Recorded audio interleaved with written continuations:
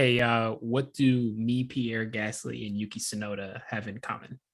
What? We will all be at our current jobs until at least next year.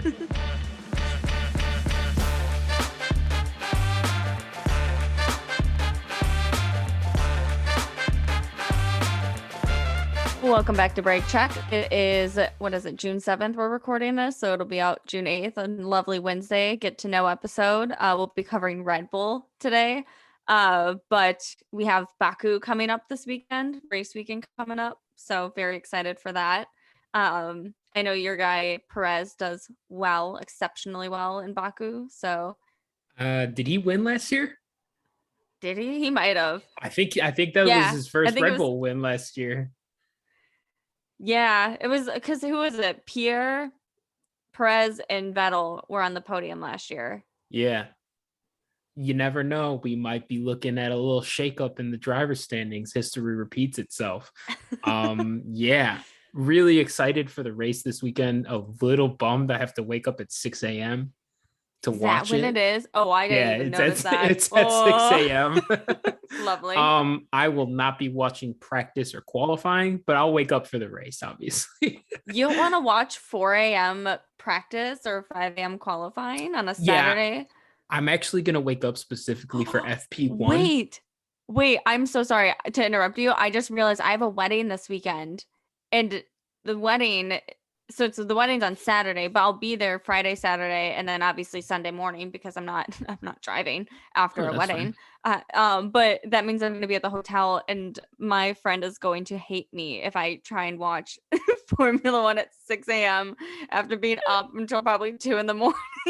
If you want, you can catch the highlights later, and whenever we Ooh. record, I can take lead if you want. We'll see. I might just like put it on my phone and like put my headphones in and like Okay. try and like hang overly watch keep track of what's That happening. sounds miserable. I'm gonna keep this in so that when we all can't figure out why Megan is just dead on Sunday while we're recording, now we know.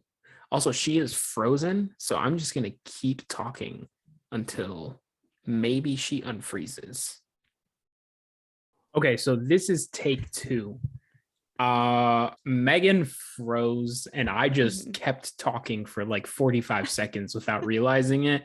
So I don't know where our last clip left off. I'll figure it out during editing. But Yeah, in case we have to do a hard reset and I can't include anything from before, what right. we were talking about was Baku coming up Mhm. this weekend. Checo won last year's race. Could see a repeat, could not, who knows? And then Megan said, wait, I have a wedding to go to and I'm going to be up until 4 in the morning on Saturday. So I don't know how I'm going to watch this race. Uh, when we all hear Megan sounding like, like a ghoul on A Sunday. ghoul? Yeah. Well, no, would you prefer goblin? Yeah, I mean, yeah, either works. It's gonna probably be a mix of the two. Um, so yeah, we'll have post race thoughts after the Mhm. race on Sunday. It's at 6 a.m. our time. Yeah, So lovely. hey, how does everyone have friends getting married? Mine are just it. I'm gonna be the first one by a lot. I know.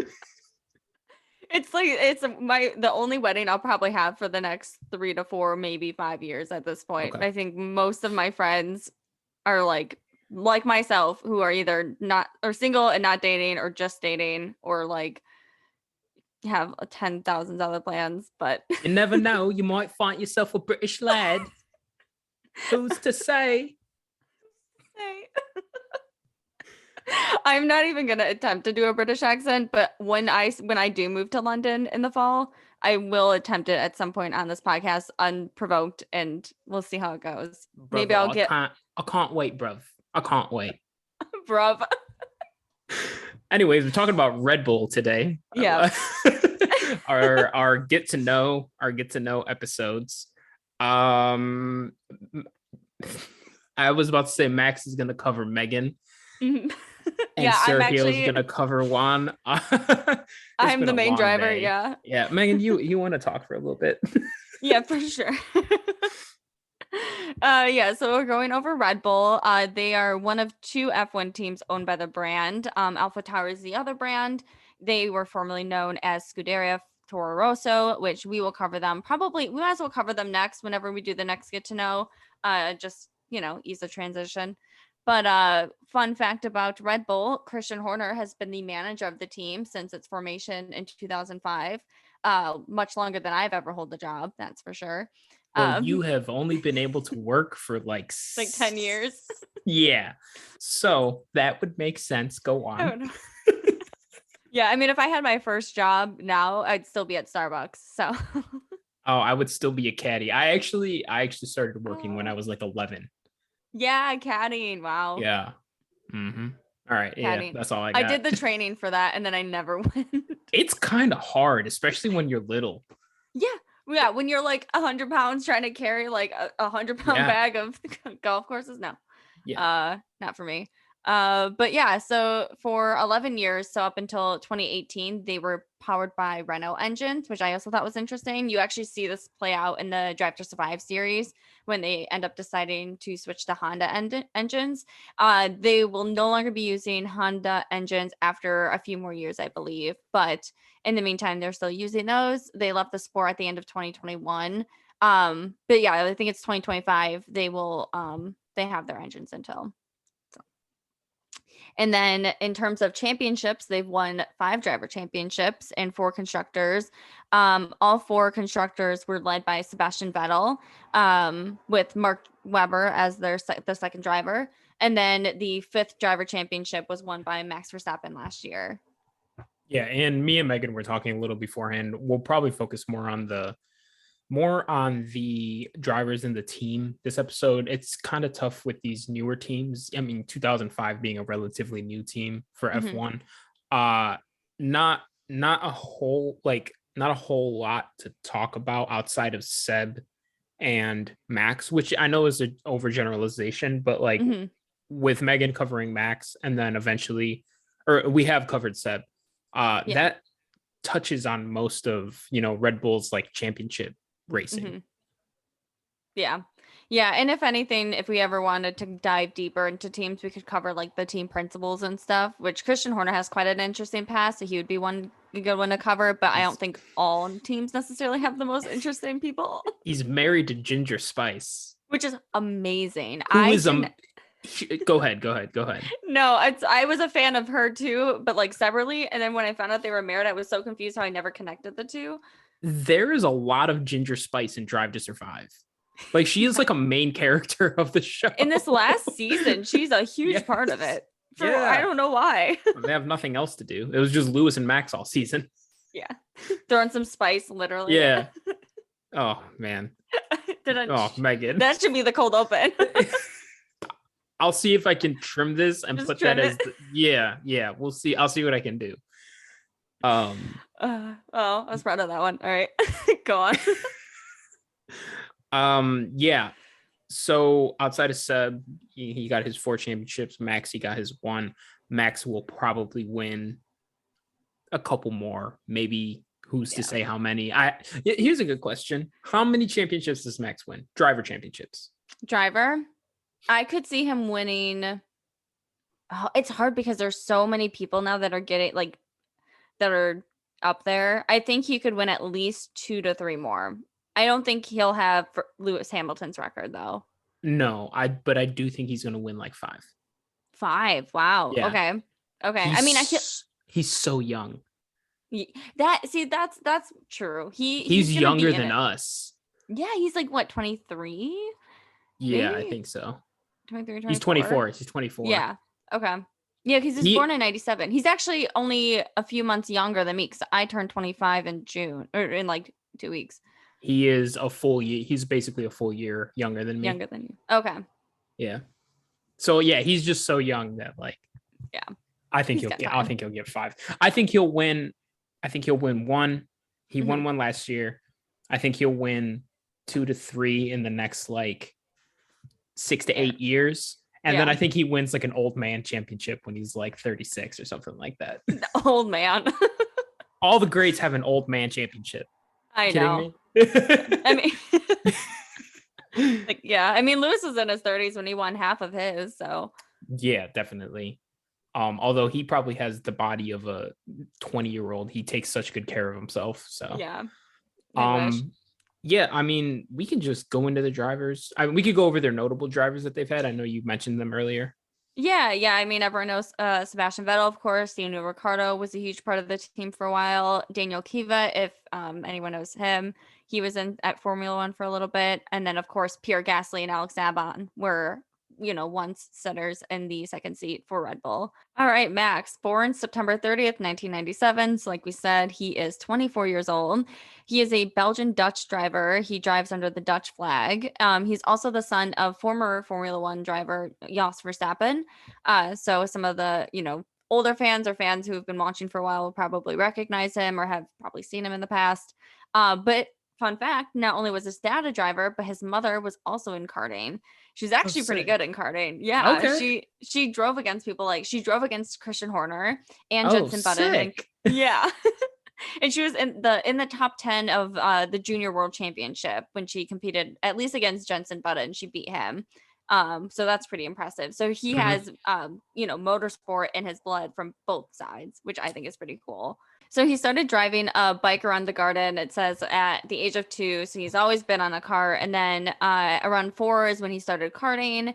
And he actually won his first championship or his first race in at 7 years old. So fairly young. Most people were like about 9, 11 years old that he was competing against. And then he won a championship both in Belgium and then in the Netherlands at the age of 9. And by that point, his dad had retired from Formula One to focus on his son's motorsport career. So wanted to put all of his focus there. And then in 2010, he did his first international karting race where he came in second in the championship. He was actually behind Alex Albon the same year in that championship, which I thought was interesting. But then he beat Alex Albon that same year in another championship and won the WSK World Series.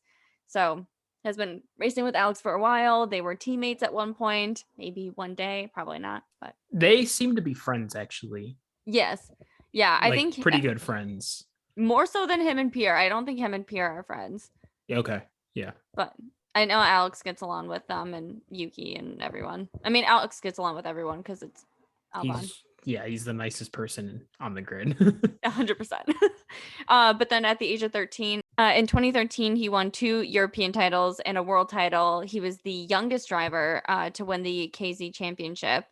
And then his first experience in a racing car was in 2013. He was in a Formula Renault car and was doing a lot of Formula testing that year and ended up setting much faster laps than other people who were actually in Formula 3 seats. So he's been a quick one for a while. Yeah. No, that checks out. Max has been pretty much a prodigy Yes. since I've heard of him. So, Yeah. And then in 2014, he competed in the Florida Winter Series, which I actually didn't know was a thing, to be honest. And it's in the US, but he won 2 races there and was actually just ahead of Latifi in that one, which I also, of course. But then, then the same year he joined the Formula 3 series and he had both 6 consecutive wins and 10 wins overall that season. But he only finished third because of 8 retirements and a DNS. So he probably would have won had he not had to retire so often. I don't that remember sounds all the familiar. I know. Sounds like the first half of his Formula One career, really. Yeah. But during that 2014 year, while he was testing in the Formula Renault, he joined the Red Bull Academy. Red Bull Academy is pretty famous, infamous, whatever you want to call it. They have 1,000 drivers in it, which is why they probably so often switch people in and out. But during the first practice of the Japanese Grand Prix in 2014, that's when he tested for Toro Rosso in preparation for his seat in 2015. It was announced in August, I believe, of 2014 that he was going to be joining the team. So then he, immediately was in testing. And at the age of 17 years and 3 days, he was the youngest driver to participate in a Formula One weekend. And I still believe he has that record. I also believe he still has the record for this one, which is in 2015 at the age of 17 years and 166 days. He was the youngest driver to compete in Formula One. And he was paired with Carlos Sainz, everyone's favorite, at the Toro Rosso seat. He spent all of 2015 in the Toro Rosso seat, and then he was promoted to the Red Bull seat in 2016, only 4 races in, replacing Daniel Kvyat. He then went on to win his debut Red Bull race at the Spanish Grand Prix, which I thought was pretty impressive to like just jump in that seat and win a race. Yeah. Doesn't happen that often, so good on him. Definitely a good start. And he, just has that star power to him since joining Red Bull. If you watch Drive to Survive, you see them kind of have a stir between him and Daniel, which I thought was really interesting. When I started watching that, I wasn't too familiar with either of them. So I think that kind of almost set a negative tone for me and Max, just because they make him look like such a bad guy. And, Daniel's like, obviously everyone loves Daniel. He's this positive, happy-go-lucky guy. So you want to take his side more. But now looking back, I kind of realized that Max isn't like that. And I don't blame him for not wanting to be part of the series, because they like, not to say he's like the worst person in the world, or like not, awful, but like he's also, I think he seems a lot more, I think they make him seem a lot more aggressive and mean than he really is. If your introduction into Formula One is just Drive to Survive, you will come out of it thinking Max Verstappen is like Darth Vader. Yeah. They make him out to be just the meanest person on this planet. And I do agree to a certain there's a certain degree of like where he's like, oh well, they twist my words and make things up that aren't there. I do think he has an attitude to him, which I think 100%. Everyone knows, but I do not think he is a mean person, and they make him out to be a mean person. Like anyone in the sport, especially when tensions are high, adrenaline's rushing, they're going to be aggressive and upset and frustrated and say crazy things. And I think he's gotten better with it. I think, definitely earlier in the season when they were recording that year specifically, he was probably like one of his worst times, like just very off the rails. Yeah. But I also don't think that makes him a bad person, like you said. And also it doesn't show it's not his character, like it's not like he had like ill intentions to like hurt anyone's feelings. He's just, he cares a lot about the sport and he's very serious about it. So it's just, he's just an emotional guy. And honestly, him and Lewis actually seem to get along pretty well. And if those two can get along, given how much they're like battling and bickering on the track, he's probably an okay guy. Yeah. I mean, I was gonna say they don't put like that shitty guys in the seats, but they had Mazepin, right. So oh my god, like backtrack that. But no, I mean and a lot of guys are friends with him, and the other guys are nice. I would assume that he would also be a nice guy too. So in his interviews, he seems pretty fun. So he's goofy. Yeah, very goofy. I mean, he's got the Dutch kind of humor for sure. Yeah. But, anyways, so then in 2021, that was the first season really I think Red Bull was neck and neck with Mercedes. Red Bull always struggled with DNFs and just issues with their car for the few years that Daniel and Max were paired together, and then even some issues too when Pierre and Albon were in the seat. And I think that was largely what was preventing him from having that opportunity to compete one-on-one with Lewis. But I think 2021 they were like almost pretty much neck and neck, if not better at some points than Mercedes, which is ultimately I think what helped him win in the 2021 World Championship. But so then going into it, he won the 2021 Abu Dhabi race at Grand Prix, and then that made him the first Dutch winner or first Dutch championship winner, and the 34th championship overall in the series. So as of today, following the Monaco Grand Prix, he has 24 wins and 14 pole positions, which is, I want to say, the 4th or 5th highest of the guys on the grid right now. So I know in that top range, there's Alonso, Hamilton, Vettel, and Max Verstappen. They're pretty much, up there. And then Daniel's on there as well with 8. But yeah, the season so far, there's been 7 races and he's had 2 DNFs, 4 wins, and 1 third place, which means he's landed on the podium every time he's finished the race. I'm curious to see how he does in Baku. if he'll be on the podium again, because he obviously wasn't last year because of the crash. So he is set to remain, though, in the Red Bull seat through the 2028 season, which is currently the longest contract extension on the grid. Might be one of the longest extensions I've ever heard of, and pretty big one too. So Yeah. yeah, I'm excited. I mean, he's definitely going to be there, I think, for his entirety of his career. I wouldn't, I genuinely can't see him leaving Red Bull, similar to how I can't see Lewis leaving Mercedes. Like, I think if it's not that, it's nothing. So, Worth noting, he mhm. does have an emergency exit clause on his contract. He does. I forgot about that. And I Oh, believe that is how Seb left, was the yes, emergency exit clause. it was. I don't think he'll use it, Mm-mm. but worth noting. I'm really curious where else he would go if not Red Bull. I don't see him at Mercedes, that's for sure. Yeah, I was gonna say maybe like, I mean, the only two teams he would go are, I mean, I don't know what teams are gonna be good in 5 years when he might No, use it. Mercedes. Or not Mercedes, McLaren. McLaren, who's, yeah, McLaren. I don't think he'll No. ever use it. But it is funny that that's just kind of been the theme, or like the MO for Red Bull for a while now, is they have a blistering fast car and it just has reliability issues. Yeah. Yeah. Like through a lot of those championships that Lewis wins, I don't know that I would say he had the fastest car. His car just wouldn't break down, and it was a They little just make slower, it. you know. Mhm. Yeah, Max is, I mean, Max is the second best driver on the grid, borderline already one of the best drivers ever. There's Mhm. not much you can say about him that hasn't already been said. Yeah. Quite the guy. I'm excited to see how this season plays out for sure, especially with him and Charles, and especially him and Perez, even because Perez has had an incredible year, like probably his best year in his career. I think I've said that in the last episode too. So I wonder, what Red Bull's going to do. Like you said too last week, they can't really do this like team call thing right now because they're pretty much neck and neck for points. So who's to say? I think Max wins the driver championship this year. I still have my heart on Charles, but that's probably out of bias. Who do you think is going to win? Charles. I'm still committing. Really? You think I still think so. You think Charles, you Because want him to win? like you said, Red Bull has reliability issues. And Charles has been consistent in performance this year.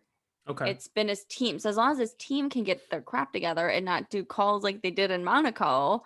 I mean, did you see also, side note, that they were blaming Alex Albon for what happened and not Ferrari? That's Because ridiculous. apparently that's what I said. Apparently it was like, oh, Albon wouldn't let him through, and that caused him to delay. But his speed, his speed was fine. Like he was still in the Yeah. lead. Like I don't think it was because they told him to box, and then he was in the pit lane, and then they told him to not box, and he was already in the pit Yeah. lane. So like, I mean, I think to me that's really it. I don't think Albon there and out would have changed that.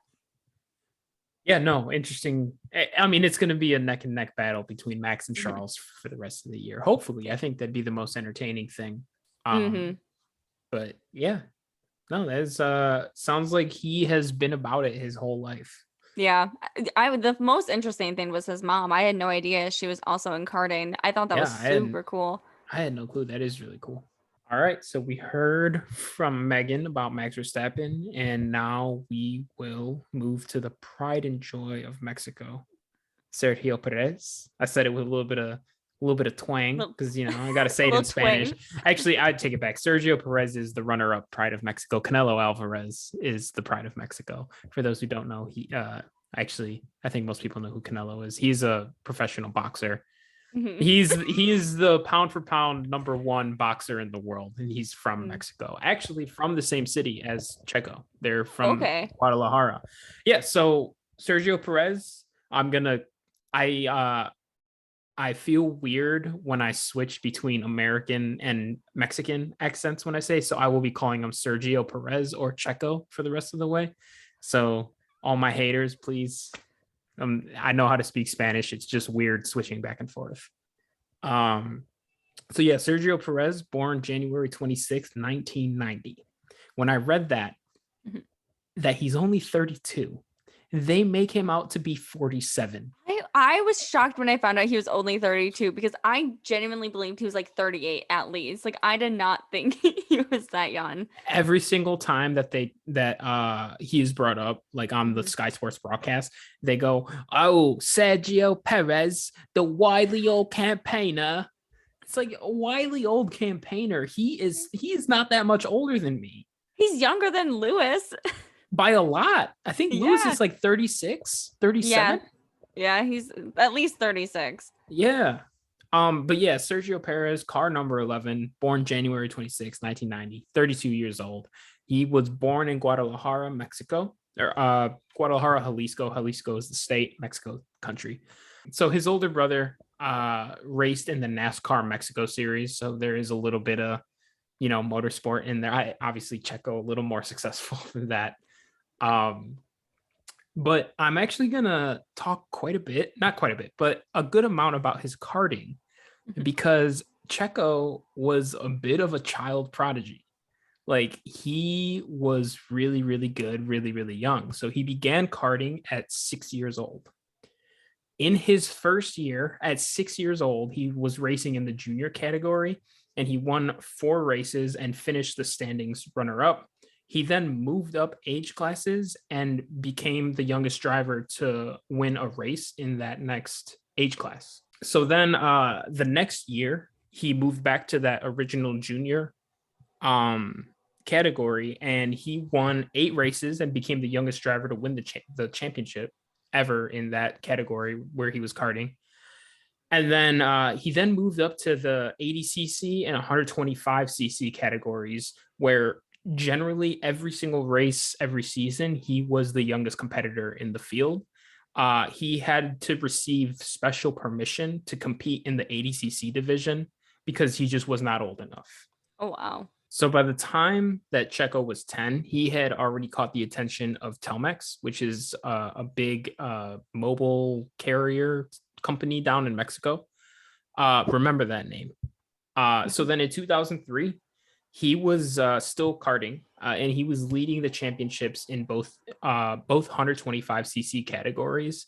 And then I couldn't find why, but he had to withdraw from the last 7 races of each like season, Oh and he wow. still finished runner up in the standings. That's how far ahead he was before he quit. Wow. So That's Checo was insanely good at karting, like really, really good. He then moved to the Formula BMW, which I think we've brought up a couple times. So he competed in Formula BMW and he moved. I don't remember exactly where he moved, but he relocated to Europe, and mhm. he lived in the restaurant. So the owner of the team he was racing for, which I think was Four Speed Media, Mhm. the team owner or the team manager or something owned a restaurant, and Checo lived in the restaurant for 4 months so he could race in this circuit. That's crazy. Yeah. So then after that, he went to Formula 3 Mhm. and he was racing British F3 in 2007. He started.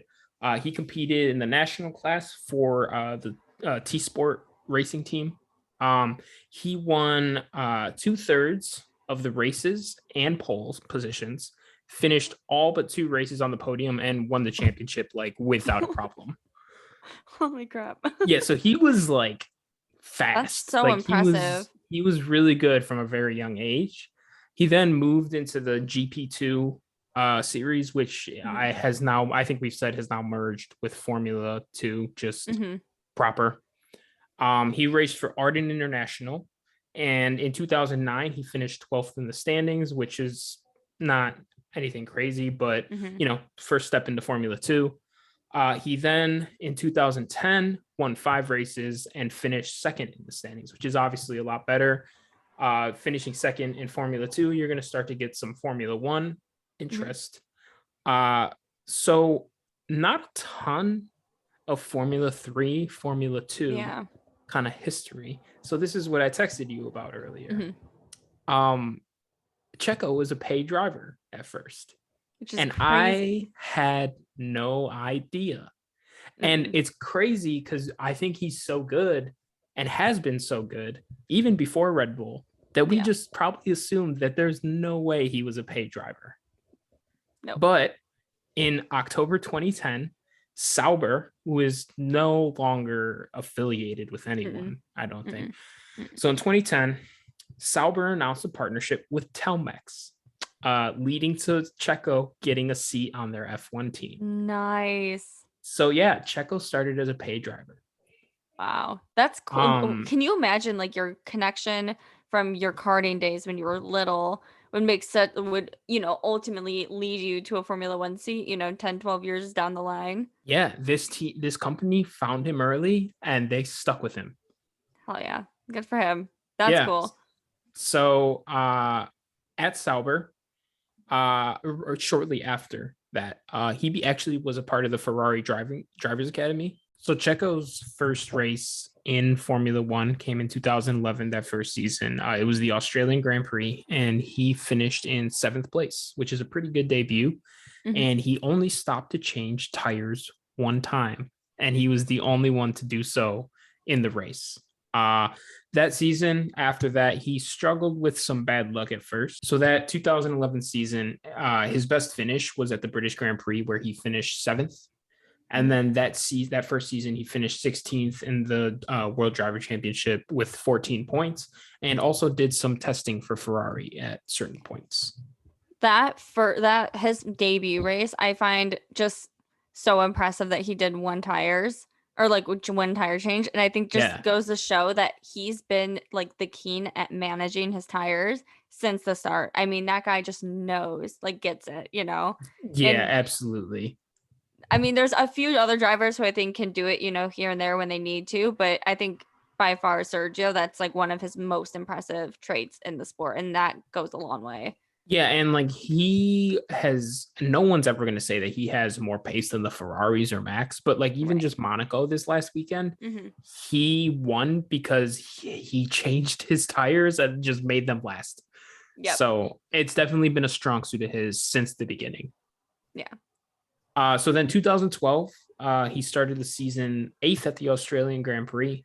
And then at Malaysia, he actually battled for a win with Fernando Alonso and finished second, but was praised for his performance. And this was also Sauber's best performance ever as a team, which Oh I wow. think that just finished as their best performance ever. Yeah. Uh, at the time, this actually fueled a ton of rumors about him getting a seat at Ferrari. Oh, interesting. Yeah, so that was kind of what was going on at the rumor mill at the time back in 2012. Uh so then he got another podium at the Canadian Grand Prix, started 15th, finished third. German Grand Prix started 17th, finished sixth. Third podium that season was at the Italian Grand Prix, started 12th, finished second. So there's a trend here. Yeah. And I think this goes back to the tire management where Hmm. he gains positions when, you know, teams in front of him or drivers in front of him have to pit because their tires are, deteriorating, and they just don't ever get back in front of him because he just runs the rest of the race on the tires he's on. Yep. Uh, so actually, at the Italian Grand Prix, he ran a strategy of switching from hard to medium on lap 29, and only that was his only stop the rest of the way. And I wanted to call that out because I know Hmm. he wasn't on hards, he was on wets, but Yeah. that was essentially his strategy at Monaco that won him the race. That's true. Yeah, because he went to mediums at like Hmm. lap 20 something. And just held on the rest of the way. That's good. That's Yeah. impressive. So then I actually did not know this, but in 2013, Checo raced for McLaren. He actually got Lewis's seat when Lewis left McLaren. I had no idea. I had no idea. He had one season at McLaren. His best finish was Interesting. only fifth at the Indian Grand Prix, Hmm. and he fought a lot on the track and butted heads a lot with his teammate Jenson Button. Okay. And that year, he actually seemed to become a bit more of an aggressive driver. Do you know how long was he a paid driver that year for I McLaren? don't think so. Probably not. That's probably, I was gonna say, I was like, maybe that's why he just went there for 1 year, because also a 1 year contract at another team that's not part of Sauber. Or no, Sauber might have been. I don't know. Anyway. Yeah, I'm not really sure. Checo made it pretty clear that he belonged in Formula One. Right. And honestly, I don't think the money he brings is I don't think it's any longer Needed. the reason he gets the seat. Yeah. Yeah. Plus, then he could probably make more money by not being. Yes. And actually, watch next weekend. The hat he always puts on after, and it's in Drive to Survive too. It says Telmex still. So I think they are. Really? Yeah. Okay. Yeah. They still have stuck with him. Nice. That's really Yeah. cool. So 2014, this next team he was on was the bulk of Checo's career. It was 6 seasons, and that was with Force India and Racing Point. Those teams are now Aston Martin. I know we talked about that in our Aston Martin episode. So that was 2014 to 2020. 2014, his first points with the team, Australian Grand Prix. He actually moved up to 10th after Daniel was disqualified in the race. His first podium that year was the Bahrain Grand Prix, and he actually held off Daniel in his Red Bull for a 3rd place finish, which I know might not sound like anything, but at the time was very impressive, because once upon a time, there was discourse over people not knowing if Red Bull should pick Daniel or Max as the number 1 driver. It wasn't that long ago that Daniel Ricciardo was like one of the best drivers on the grid. So to hold him off to get a podium in a Force India car that at the time wasn't anything special, it was a pretty good accomplishment. Yeah, RIP to Daniel being a race winning. Daniel's prime career. Yeah. It's fine. Everything's fine. That podium actually that was Force India's first podium in 5 years. Oh, wow. Yeah. And we'll see this. Checo, so he's only won 3 races, which is obviously a lot more than some drivers on the grid, but he podiums a lot and has podiumed a lot throughout his career. And throughout his time in Force India, he was in the points, threatening almost every race, and he was podiuming quite a bit. So 2015, we'll just kind of go through some of the races. Australian Grand Prix, 10th place, Bahrain, 8th, Belgium, 5th, Italy, 6th. So he's just consistently in points. Yeah. Russian Grand Prix, podiumed. It was Force India's 3rd ever podium. At this point, he had 66%, 2/3 of Force India's podiums as a team. Nice.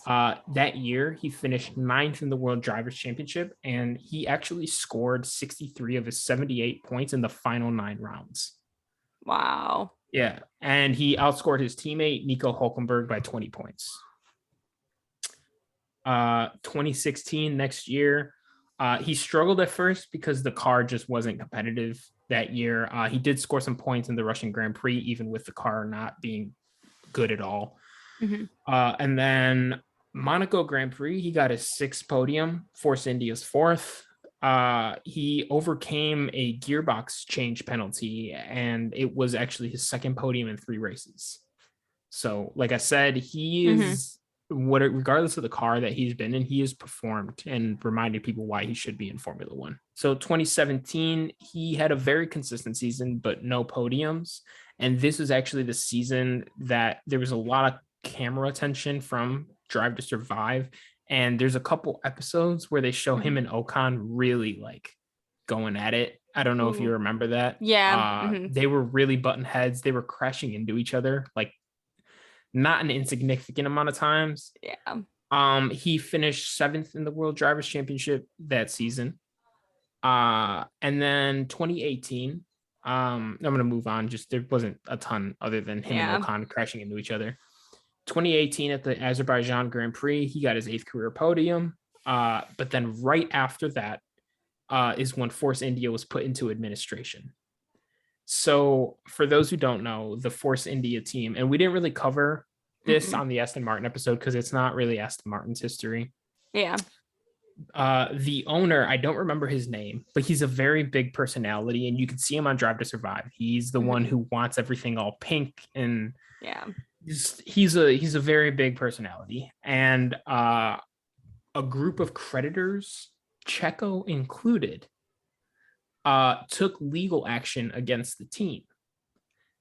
So I did not know Checo was included I uh, didn't know that either. in that, but that does tell me that his investors were probably still funding the team a good amount. Hmm. So Checo said that they took legal action against the team, and this was essentially to save the employees from. There was another group of creditors that were like Mm, trying to take the team down. okay. So Checo's group of creditors that like put a hold on the team, they said that they did that essentially to save the team from going under. Dang. So the team was then bought by a group of investors, including none other than Lawrence Stroll. Team eventually became Racing Point, then Aston Martin, as Lawrence Stroll's money went. Mhm. Um, so they were allowed to start racing again, and then Checo finished in the points after that, 7 out of 9 races in the back half of the season, and he finished 8th in the World Drivers' Championship, even with all that stuff going on. And he was actually the only non-Mercedes, Red Bull, or Ferrari driver to get on a podium that year. He it's crazy when you look at his history now. I never really noticed, but he has done so well in the world championship standings for never having a great car. Yeah, Like he is like borderline one of the best drivers. yeah, I it's honestly pretty impressive. I Yeah, no, never it's crazy. Yeah, like 7th, 8th in the World Drivers' Championship at a time when Mercedes was guaranteed 2 spots, Red Bull was yeah. guaranteed 2. So, like, at best, you're doing 5th, and Ferrari, like, wasn't the best, but they were the best of the rest. Yeah. So, And what then he you had was able to McLaren. do, yeah. What he was able to do was very impressive. And, like, it does feel like he's been, as a driver, just overlooked a little bit, like his entire career. Um, so 2019, uh, the team became Racing Point after all the Force India debacle. Because when they first came back that season, they were Mhm. Force India Racing Point was the team's full name. Okay. So 2019, they switched to just Racing Point. And it was kind of a transitional season for the team because obviously, while the team's money was tied up, they were Mhm. not able to work on the car at all.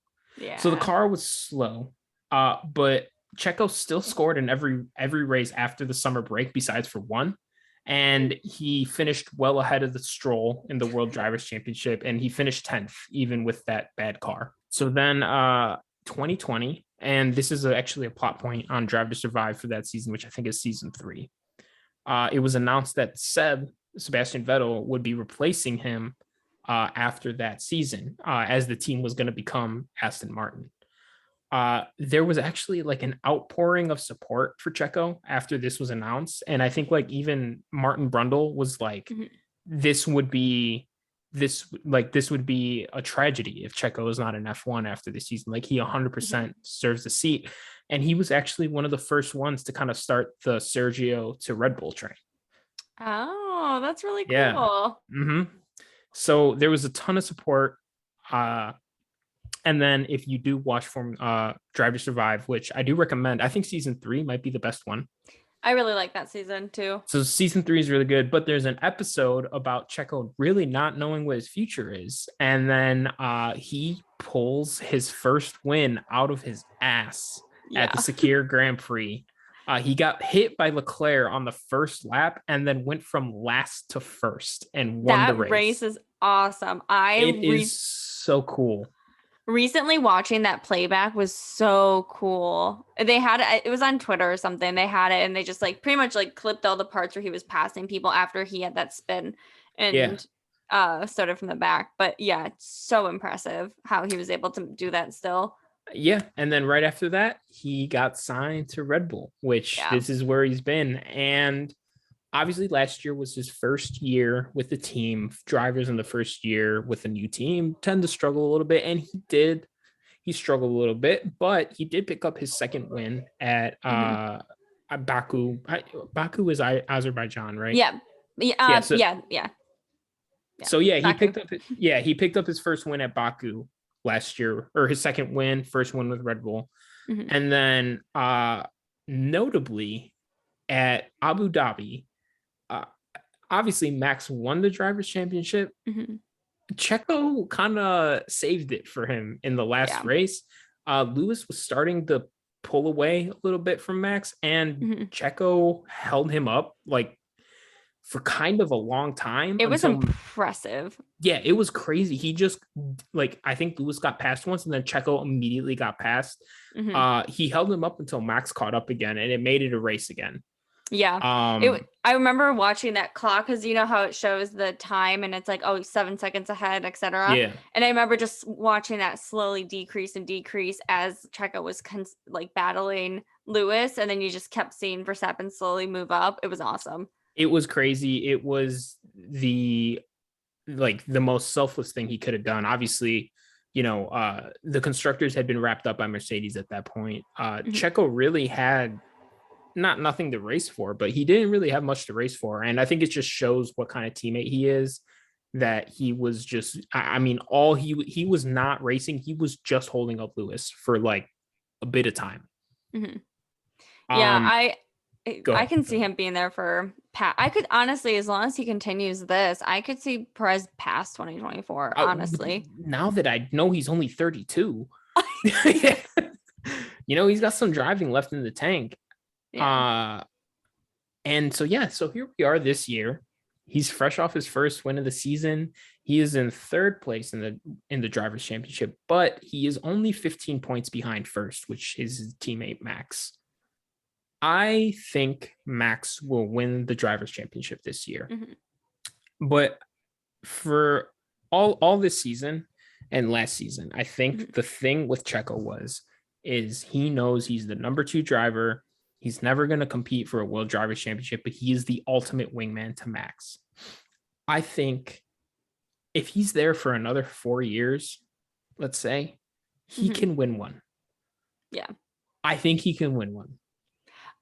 I'm wondering, and this is my theory, and in the chance that it becomes like a 1-2 Red Bull situation, I think it's going to be like a Nico Rosberg and Lewis Hamilton situation. I think it was 2014 or something, maybe, with Mercedes, where they were competing against each other, like two teammates were competing for the championship pretty much. And I kind of see that happening. If Ferrari ends up falling behind even anymore, I could definitely see that happening, and it could really go either way at that point. I still think it might be Verstappen, but I think it's going to play out like that in the chance that it becomes a 1-2. Yeah, I was listening to the Ringer F1 podcast with Kevin Clark. I think I've sent you like a clip of theirs, and they were like, maybe Checo knows this isn't his year, and he's like cool with being a team player, but he has a legit claim to being like, hey, next season, I like want to go for it, Yeah. If he gets off to maybe like a little bit faster of a start, like I think he could win one. I mean, who's to say if he wins Baku and something happens with Max and, suddenly Sergio's in first or even second or ahead of Max? I mean, how are they going to hold Sergio back then, when he's now ahead of his teammate? He's now ahead of the number 1 driver. I mean, it could still go either way, I think. I mean, what's the point breakdown? So it's 28 points for a win, right? I thought it was 26. Okay, so it goes 25 points winner. Second place gets 18. Third place gets 15 points. So, like, let's say Checo wins and Max gets third. They are 5 points apart now. Wow. Yeah. So, yeah, I don't know. Checo's been great this year. Yeah. I think he's going to be at Red Bull for longer than we think. I think so too. I will admit, I did not think he was going to stay after this year. I thought they were going to give it to Gasly because I think Gasly also deserves a seat. But at the same time, I think I've changed my opinion. And I think I've said this before too. Sergio is the perfect second seat in that Red Bull. And they work so well together. And I think Pierre deserves an opportunity to win. So I'm excited to see where he goes after 2023. that was our Red Bull getting to know episode. It was quite the eventful recording, I will say. Probably one of our more chaotic ones. I'm gonna have some fun later editing all this into a coherent episode. Yeah, it's gonna take probably a little bit longer than the last few have for sure. But we have the Baku Azerbaijan Grand Prix coming up this weekend. 6 a.m. for all you Central Time folks, afternoon for everyone in Europe, and 4 I don't a.m. know. if you're in LA. Yeah, glad I'm not Oof. there. Ugh. I think it's like that must make what is it? The Abu Dhabi race probably like 1 a.m. for people in LA because it was like Yeah. what 5 a.m. for us or 2 a.m. maybe. I don't know, whatever. Yeah, I don't remember. Anyways, thanks for listening. If you got this far, we will probably do AlphaTauri next for the next Get to Know series. Whenever that is, we'll do it whenever the next break is between races. Mhm. But yeah, that's all I had. Any predictions for Baku?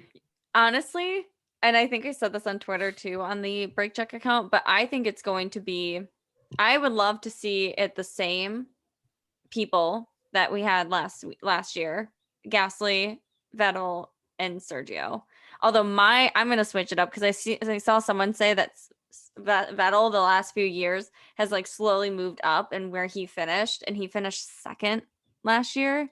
So are we going to see a Vettel win at Baku? I think so. Really? I'm gonna say it. I'm gonna say Vettel and or Gasly on podium. I can see either of those happening, but they both Okay. do exceptionally well there. So My predictions. I think there's a crash that kind of messes things up. mhm. Hopefully I not think Ferrari. maybe Max pushes the car a little too hard because he can on this course, Mhm. where he maybe couldn't at Monaco. And I think Lewis beats George. I would love to see that because I he's th- not done that much. It's interesting because the Mercedes like social media teams Mhm. and like Toto, they all like, I think I've mentioned this, how Lewis is doing everything but being consistent. Like, I think lap times and like just general pace, he's been faster, but he just can't put it together. Yeah. I think he finally starts to put it together. So I think don't think Monaco was the race for Mercedes to kind of figure it out. I think this could be a good race for them. And their upgrades were incredible. So I think those will come into play better this race compared to Monaco. I think Monaco is kind of a wash for everyone. Yeah. So I'm excited to see what Mercedes does because I do think they'll both be up there or at least pretty competitive in the front. Yeah, no, definitely. Here's a fun question. Who wins a race first? George or Lewis? George, Carlos, or Lando? Oh man, throwing Lando in there. Oh, I think just Carlos. wanted to throw him in because he's not the answer. Oh yeah. I think Carlos, honestly. Okay. Cool. Yeah. I think Carlos too. Yeah. Yeah. He's due for it. I mean, come on. The guy deserves it. Please give the guy the Yeah. right. Yeah. Honestly. So bad for the guy. Anyways. Yeah. But yeah, we'll be back bright and early on. Well, we won't record bright and early because we'll record in the afternoon. Yeah, Megan will be out and about. We will be back on Sunday though. Anything else? I think we're good. No. All Talk right. soon. Yeah. See you then.